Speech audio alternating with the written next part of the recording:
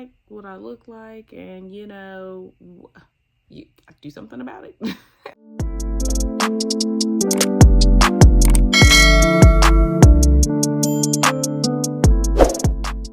Hi, and welcome back to my channel. Welcome if you're new. My name is Ashley, and today we're going to talk about like a postpartum fitness journey or getting back into shape after having kids. If you didn't know, I have 3 kids, all by C-section. My first was an emergency C-section. She was breech. My middle was my son. He was the only one that was head down. I could have had him.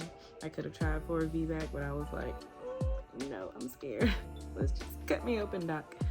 So that was an elective C-section, and then my third was also technically an elective C-section. However, she was also breech, and yeah, so, but my third was actually my easiest. But yeah, make sure you subscribe if you're new or if you haven't yet for more videos like this, and like and hit that notification bell so you don't miss any future uploads. So jumping right into the video, my postpartum story, like I said, I had 3 C-sections.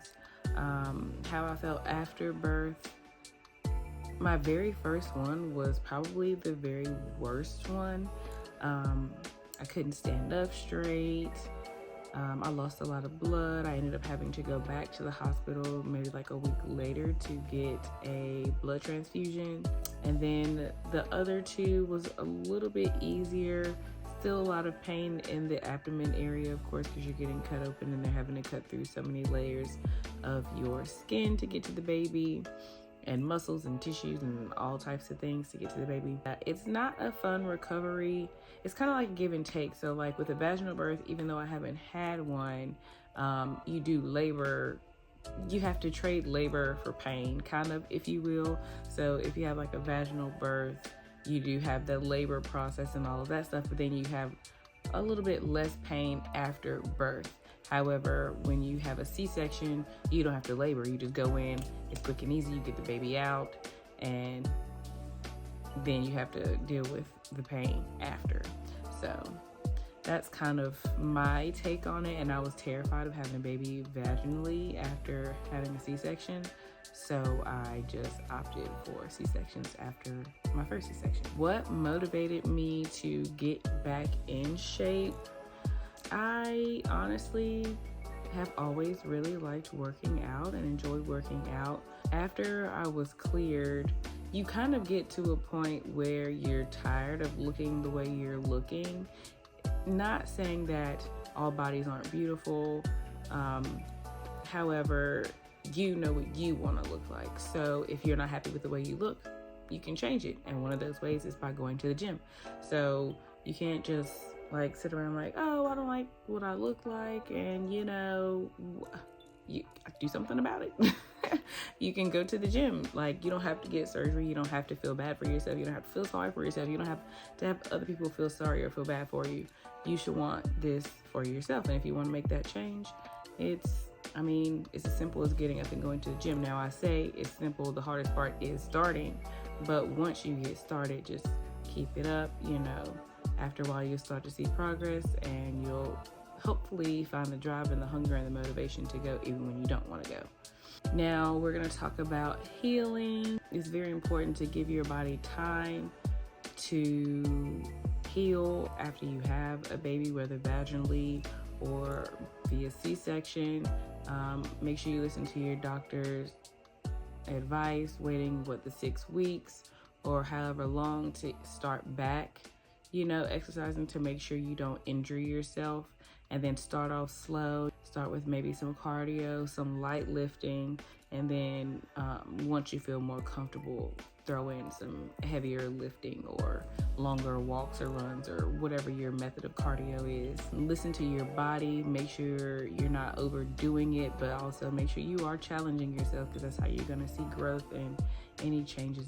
When I felt ready to start working out again, I would say my youngest was around, I think she was a little over a year, and I still felt like I looked 3 or 4 months pregnant, and I was like, we gotta do something about this. Like, come on, Ashley, if you want something to change, you gotta make some changes. So I would say she probably about 14 months maybe or so after giving birth, I was like, it's time. Like, you'll know when it's time. Don't rush yourself. Give yourself grace. Like, you just had a baby, for crying out loud. It took 9 months for your body to get there. It's going to take time for your body to, go back. Now, after you have one baby, I don't like what I look like, and, you have to do something about it. The snapback be on 1,000 after the first baby. I feel like it's so much easier to get back in shape after the first. Now, I've had 3, and my stomach is like a jiggly puff. And mostly it's skin and bloating. I do have to work on healing my gut health, and that's a whole nother topic. However, I do feel like I have diastasis recti. I haven't been diagnosed, but it is when you have doming in your abdomen when you try to do like a sit-up or a crunch or anything like that. And so there are some exercises you do need to avoid if you have the same issue after giving birth, like crunches and planks and things like that. Now, reverse plank is good, but like regular, anything that's gonna like push your abdomen out, you're gonna have to learn how to like brace your core and activate your TVA, which is your transverse abdominal muscles, in order to heal your diastasis recti. Now, how I find balance as a mother, meaning how I find time to go to the gym and still have time for work and to be a mom and all of those things, it depends on your schedule. So when I was in training, I had training from 8:30 or 8 or 8:30 until like 4 or something in the afternoon. So, and my daughter gets on the bus around 6:30 in the morning. So what I would do is I would get up, get her on the bus, leave, go to the gym, and come back, take a shower, and have enough time to log in for training. Once my training was over and my schedule changed, I had to adjust my time to go to the gym. So instead of going after she got on the bus, I would actually have to wake up at around 4 something in the morning to get to the gym by 5, to get home by 6, to have time to get her on the bus. And then I could take like a little nap before it was time for me to clock into work. So it all just depends on your schedule and what your schedule allows. If you're able to go first thing in the morning, which is what I prefer, then do so. If you have to go after work, do so. But you have to find time to put it in your schedule. Whether that means waking up earlier, going to sleep earlier so you can wake up earlier. You just have to make those adjustments so you're able to go to the gym to reach your fitness goals. Now, it is also really important to set realistic goals. You can't say, I'm just gonna go to the gym and in a month I'm gonna have a big old booty and a waist this big and they're always gonna be good. No, it takes time. You are gonna have to adjust your diet. You're gonna have to push yourself in the gym. Now, you will start to see results within that first month, but you're not going to be where you want to be. So you're going to have to make little goals that you can reach to keep you motivated so you can reach the end result.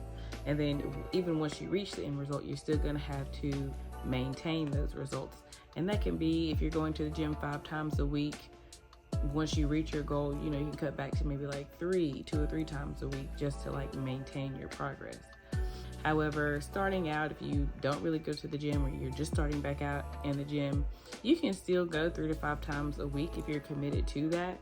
But, start off slow, like just start off doing some cardio, lifting light weights, and then progressively overload. That's how you're going to see those results. So 1 week, do this weight, then the next week, go up in weight, and then the next week, go up in weight again if you feel comfortable, and kind of just get up to a weight where it's challenging, but you can still get the reps in that you need to see some results. Also, you need to focus on strength and not just weight loss. Remember that muscle weighs more than fat. So I wouldn't look at the number on the scale. I would go by what you see in the mirror, because you may be 155 pounds and then your end goal, you're still at 155 pounds, but you look completely different.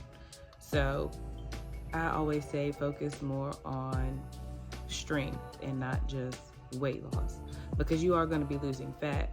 But if you're recomping, which is like where you're losing fat and gaining muscle at the same time, then muscle weighs more than fat. So the number on the scale isn't going to change, and that can be discouraging, or isn't going to change much. It could fluctuate. So that can be kind of discouraging. So I don't recommend getting on the scale. I don't weigh myself, and I don't care what I weigh, honestly, as long as my body looks the way I want it to. So just keep that in mind as well. And then it's very important to focus on your core health after having a baby. It's very important to heal your core and strengthen your pelvic floor. After you give birth, your core is the center of your body. So you're only as strong as your core.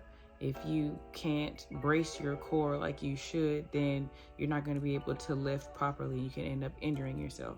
So you need to focus on core strength and strengthening your core, something that I also need to work on and improve on myself. I haven't fully healed my diastasis recti, and that's only because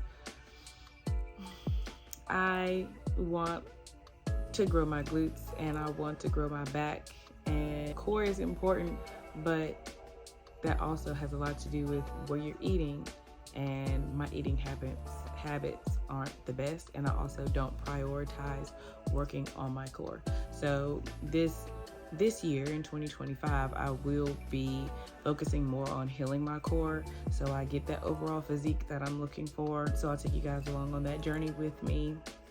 Now, some exercise that you can do to help you rebuild your core are dead bugs, bird dogs, reverse planks, heel slides, toe taps, like, I don't know what they're called, like weighted marches or something. The one where you put your arm in the air and you're like marching in place and you kind of like switch, things like that. You can do like around the world, where you take the weight and you go like around your body. Things like that make you brace your core and, strengthen that TVA muscle, so you can overall have like a flatter appearance to your stomach when you're bracing your core and strengthening those muscles, so you can lift heavier weights.